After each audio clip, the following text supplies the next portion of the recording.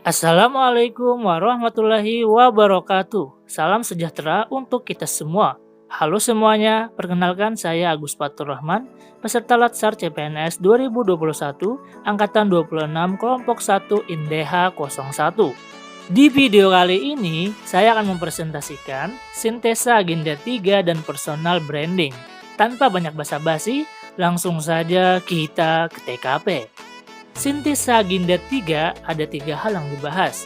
Yang pertama, manajemen ASN, yang kedua pelayanan publik, dan yang terakhir whole of government. Nah, dari sintesa agenda 3 ini, saya akan mencoba mengimplementasikan nilai-nilai dan ilmu-ilmu yang telah saya pelajari agar menjadi bagian dari personal branding saya. Oke, di materi yang pertama ada manajemen ASN. Sebelum lebih lanjut, apa sih yang dimaksud dengan manajemen ASN? Manajemen ASN adalah pengelolaan ASN untuk menghasilkan pegawai ASN yang profesional, memiliki nilai dasar, etika, profesi, bebas dari intervensi politik, bersih dari praktik korupsi, kolusi, dan nepotisme.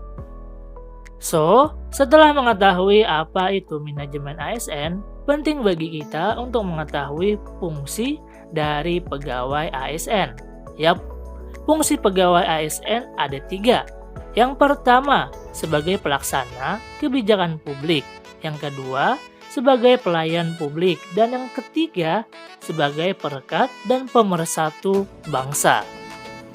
Oke, lanjut. Seorang ASN diatur segala perilakunya oleh yang namanya kode etik dan kode perilaku seorang ASN yang diatur dalam Undang-Undang ASN yang menjadi acuan bagi para ASN dalam penyelenggaraan birokrasi pemerintah dan bertujuan untuk menjaga martabat dan kehormatan ASN itu sendiri. Yuk lanjut. Kalau membahas manajemen ASN, kurang rasanya bila tidak membahas apa itu sistem merit. Yap, sistem merit adalah kebijakan dan manajemen ASN yang berdasarkan pada kualifikasi, kompetensi, dan kinerja secara adil dan wajar tanpa membedakan latar belakang politik, ras, warna kulit, agama, asal-usul, jenis kelamin, dan lain-lain. Yos, lanjut ke materi yang kedua yaitu tentang pelayanan publik.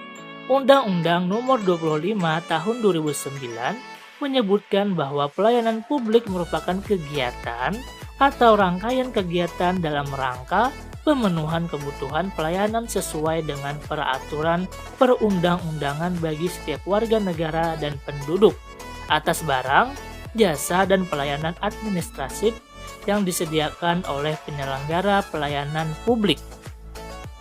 Nah, lanjut. Untuk mewujudkan pelayanan yang baik dan prima, maka pelayanan publik memiliki prinsip-prinsip yang harus mereka laksanakan, yaitu partisipatif, transparan, responsif, tidak diskriminatif, mudah dan murah, efektif dan efisien, aksesibel, akuntabel, dan berkeadilan. Yuk lanjut ke materi yang ketiga, yaitu whole of government. Apa sih yang dimaksud dengan whole of government?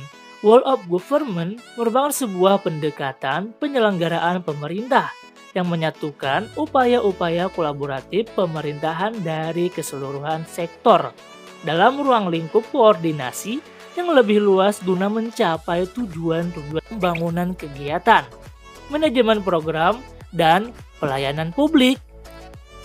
Tak hanya itu, whole of government juga dikenal sebagai pendekatan interagensi, yaitu pendekatan yang melibatkan sejumlah kelembagaan yang terkait dengan urusan-urusan yang relevan. Jadi, kita sekarang sebagai seorang ASN tidak bisa bekerja secara sendiri-sendiri. Kita sekarang harus memiliki kemampuan berkolaborasi dengan instansi-instansi dan rekan-rekan lainnya. Nah, sampailah kita di personal branding. Saya, sebagai seorang ASN muda, saya akan menjadi seorang ASN yang jujur, adil, dan modern. Jujur di sini adalah jujur dalam melaksanakan tugas yang ada serta terus menanamkan kejujuran kepada siswa-siswi saya.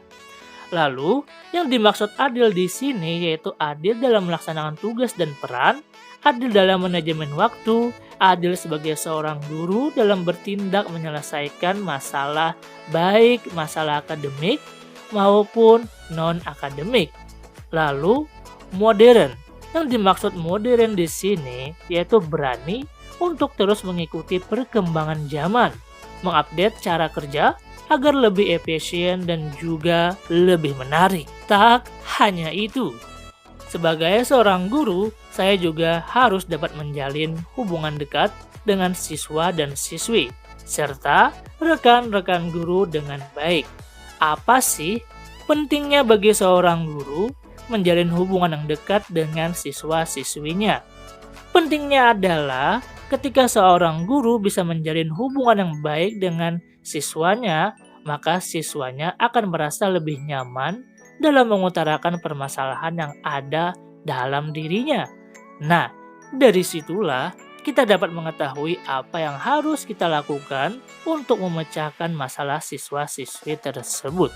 Tak hanya itu, menjalin hubungan yang baik dengan rekan-rekan guru juga akan mempermudah komunikasi antar guru, sehingga kita bisa meningkatkan mutu dan visi misi sekolah kita. Yos, sampailah kita di penghujung presentasi. Sebagai seorang guru, kita harus menjadi guru yang dapat diteladani oleh siswa-siswi kita, baik dari sikap maupun perbuatan. Nah, maka dari itulah saya harus menjadi pribadi yang baik, jujur, adil, dan modern, sehingga siswa-siswi saya dapat mencontoh sikap dan perbuatan yang saya amalkan sehari-hari. Oke, sekian presentasi dari saya. Terima kasih.